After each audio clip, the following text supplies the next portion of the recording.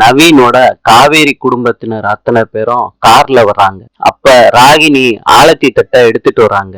நவீன பார்த்த உடனே நவீனுக்கும் யமுனாவுக்கும் ஆலத்தி எடுக்கிறப்ப நவீனோட அம்மா ஆலத்தி தட்டை தட்டி விட்டுறாங்க. நவீனை பார்த்து சொல்றாங்க, இதெல்லாம் ஒரு கல்யாணம், இதுக்கு ஆலத்தி ஒண்ணுதான் குறைச்சல் சொல்லிட்டு போயிடுறாங்க. நவீனோட அம்மா காவேரி சொல்றாங்க யமுனா கிட்ட, நம்ம உள்ள போலான்னு. அதுக்கு ராகினி சொல்றாங்க, ஆமாமா உள்ள போலாம், வாங்க வாங்கன்னு கூப்பிடுறாங்க.